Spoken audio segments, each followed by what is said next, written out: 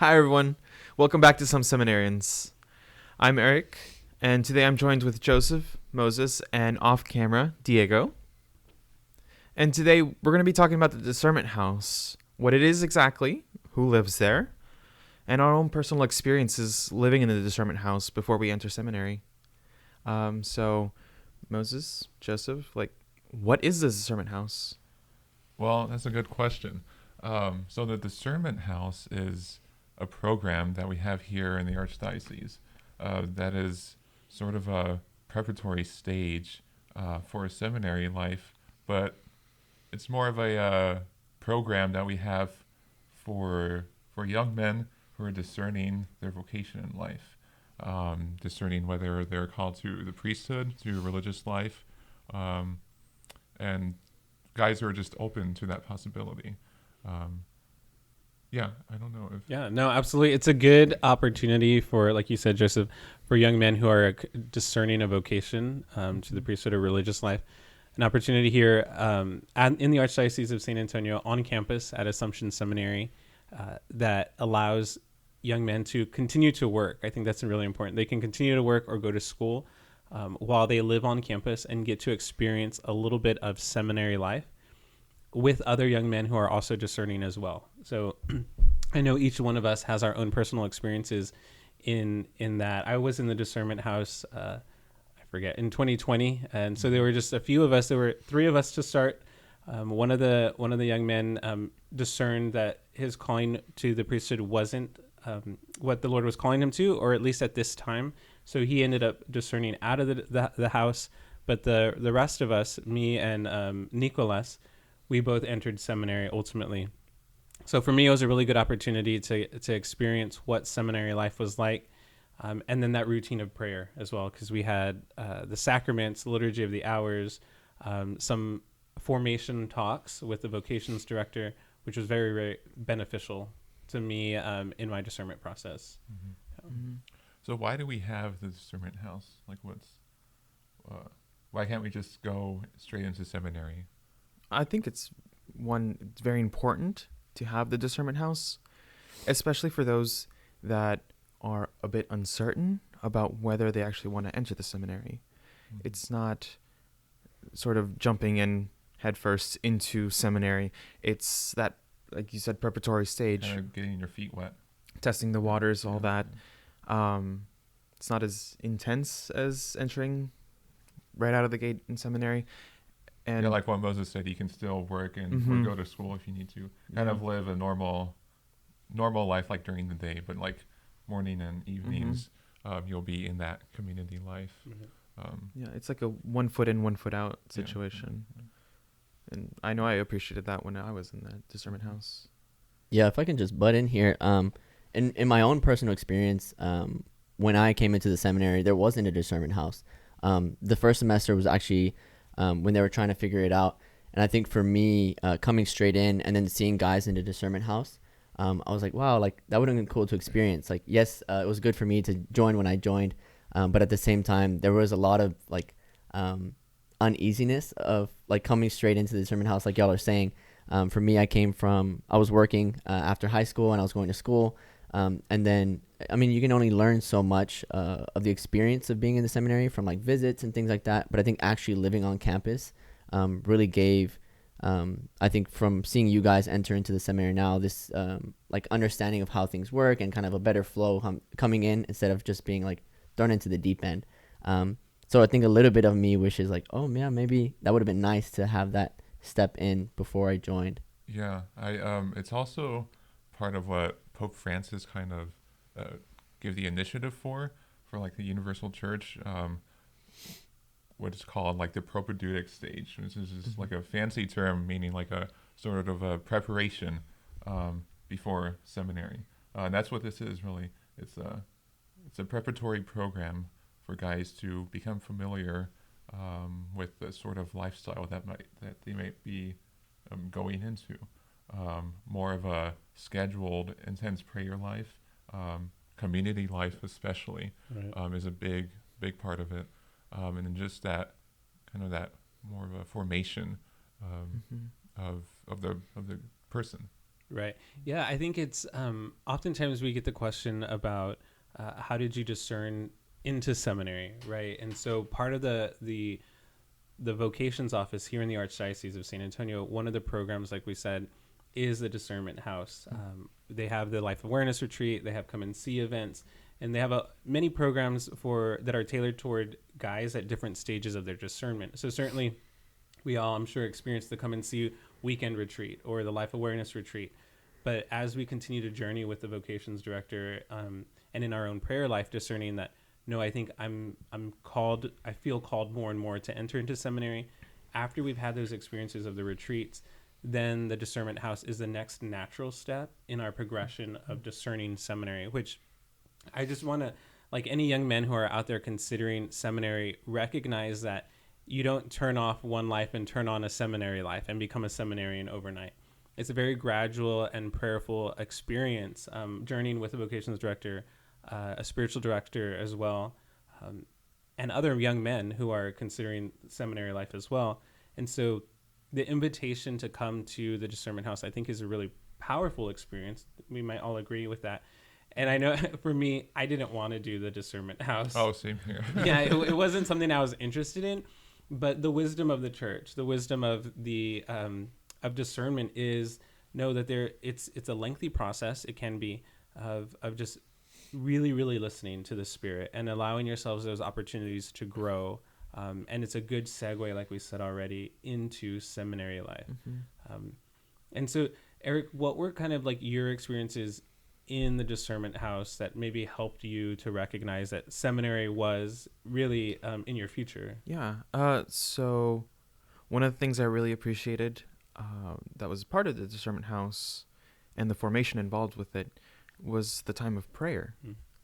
I mean, before I was praying as well, but having the intentional times of prayer together, liturgy of the hours, mass together, adoration, having those times of prayer allowed me to more focus on, is this what God is calling me to? And any questions I had in my mind about the process, about whether or not I was being called to enter into seminary, those were the times where I could properly focus on that and open myself to listening to God on whether or not this was for me. Right. And at that time that you were in the Discernment House, you were also working, right? How did you find that balance between like working and then also this life of prayer with community? It was certainly interesting because some of those times of prayer that were intentional to be in community, I was not at some of them because of the job that I had at the time. So I had to make sure that I was keeping on top of things, holding myself accountable. Sure, yeah. So I'd be up at maybe 6 a.m, doing an hour of adoration before anybody else was up in order to still have that time of prayer and still be on time to work. Right. So that was one of the more challenging things, but I mean, it was well worth it. Right. The unique thing about, I think, for my own personal experience in the Discernment House, right, was that we had one individual who was international, and he came to discern with the Archdiocese. And this was a really good opportunity for him to do that, certainly without yet committing full-time to seminary life, but coming to learn about the Archdiocese of San Antonio, and is this where the Lord's calling him to serve as a priest? Another young man that was in the Discernment House as well had just graduated college, right? And then for me, I had graduated college a long time ago, and I was in the midst of my career, 8-9 years into my career. And so it was a unique experience for me to, someone said it earlier, 1 foot in and 1 foot out, this experience of like maintaining my professional life and career all the while living on campus. And let's make that clear, right? You live on campus here at Assumption Seminary in San Antonio. And so you experience, as we said already, the communal experience of other brothers discerning the community life of prayer. But at the same time, you're able to work and maintain your career or your studies if you're a student, right? So I know we said this already, we didn't really want to do the Discernment House. And so many young men out there may feel the same way. Like, this is not something that I want to do. It makes me nervous or anxious. Maybe I feel like that means I'm going to seminary and I'm not ready for that. Or, Eric, Yeah. Well, one, they don't make you sign a contract saying you're going to enter. Right. But I think also, we saw it during our time in the Discernment House because we were in the Discernment House together. Yeah. People left. Mm-hmm. There was one guy. We started out with, I think, like 12 guys Yeah. in there. And like after the first few weeks, one guy discerned out. He discerned like God was calling him to a different path, not to the seminary. Mm-hmm. And everyone was very open and encouraging of that. Yeah. There was not an atmosphere of like, oh man, well, you wasted your time, or like you're leaving us or abandoning God's calling. No, it was just very like, good for you. That's the purpose of this place, absolutely. is to discern your vocation, give it a chance, and like you said, you're not actually signing up for anything. No. It's very just, you're there to hear what God is calling you to do. And if he's calling you to do something else, to go in a different direction, then the process has worked. Yeah. Because that's what it's there for. Right. And so the Discernment House program is generally about a semester long, right? So you're on campus for a semester, the spring semester, fall semester, with other guys who are discerning and going through the program together. And ultimately, in that process of discernment, you would discern with the Archdiocese, the vocations director, whether the next natural step in your discernment is an application to seminary, or maybe the time is not right for the individual in question, right? That maybe there's an opportunity for them to go work more, to grow in some personal skills, an opportunity to go continue in education or finish their degree if that's what the path that they're on. And so, like you said, you're not signing a contract, and it doesn't, by entering the Discernment House, doesn't mean you're entering seminary. It's just, like we said already, a more intentional time and opportunity and space, really, to discern well, right? Yeah, and then I think one of the big upsides of it is like just your own spiritual formation. Just like you've already mentioned, just the prayer life just does so much for you. And it's a really beautiful thing, and that's like one of the things I like most about it, was just like the amount of prayer that we were able to do together, just how that, I guess, changed my life, and it still really kind of formed me in a way to even now, like in seminary, I'm like really thankful that I was able to go through that, I guess, transition process.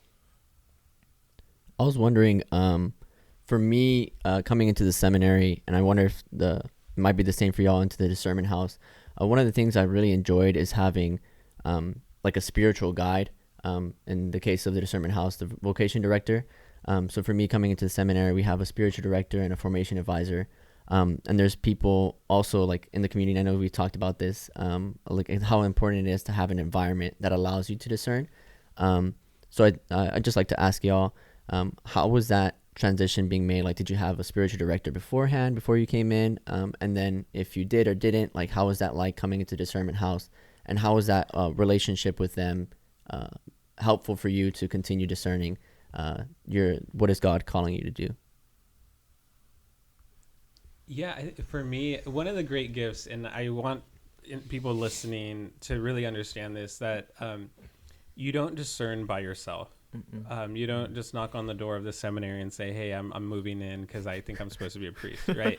Like, the vocations office is the resource from the Archdiocese of San Antonio, from the local church, to help young men to discern the priesthood. And so as I began my dialogues with the vocations director, discerning alongside the diocese, he recommended and advised me in finding a spiritual director even before I stepped foot on the Discernment House, right? And this was somewhat early in our dialogues with him. And so he helped me to find a priest locally who would help as my spiritual director, as I was very intentionally discerning this path and journey. And so, Diego, to answer your question there, like, it wasn't that I personally showed up at the Discernment House and then suddenly got a spiritual director.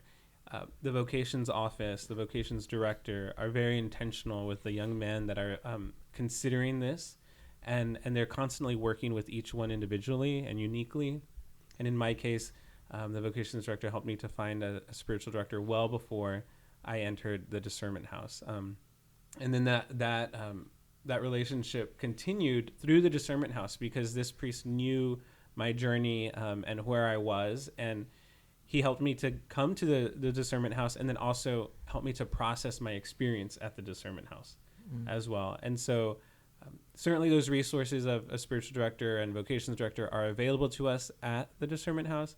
I just wanted to make clear in my own personal experience that the resources provided by the vocations office go beyond just that. But what was y'all's experience with that? Well, actually, I had a spiritual director before I even started considering entering the vocation office, the Discernment House.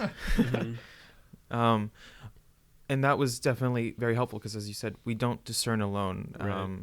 It's very much a multifaceted discernment process, and it was through that spiritual direction where I started pointing out, like, hey, it looks like you might be going in this direction. Right. Why don't you talk to the vocation director? Why don't you do this?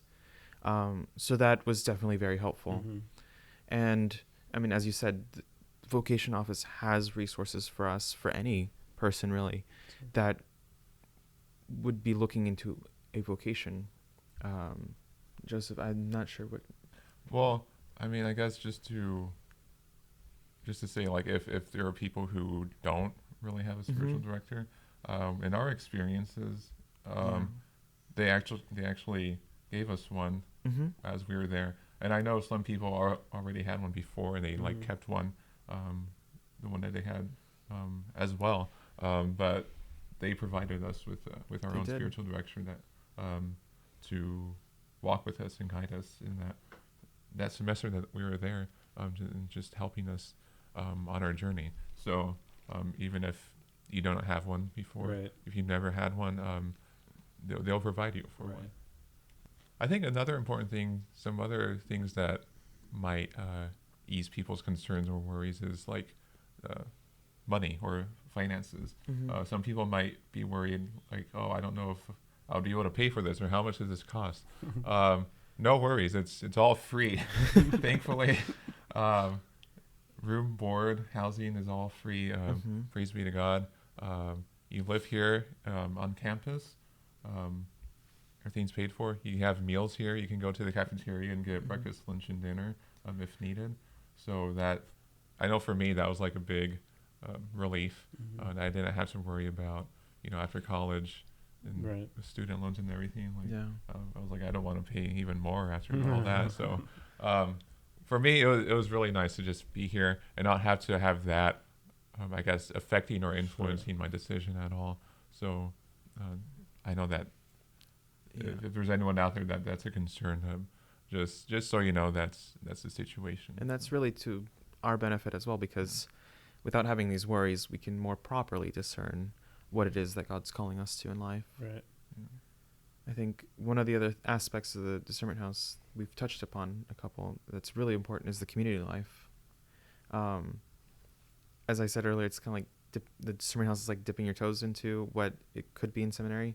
Community life is very much something that is a part of seminary, and having an intentional community of guys properly, thoroughly discerning whether or not they're called is something that is a good first step into entering.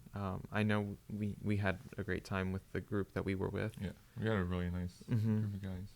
I'm not sure how it was with your smaller group. It was good. It was a lot of opportunity for contemplation. It was nice and quiet. A really good experience. So if anyone is interested in considering the Discernment House, please certainly reach out to the vocations office, our vocations director. You can find us online at archsa.org/vocations. But of course, also look for us on any other social media platforms, Facebook, YouTube, Instagram, and keep following us on Spotify and our podcasts, Some Seminarians.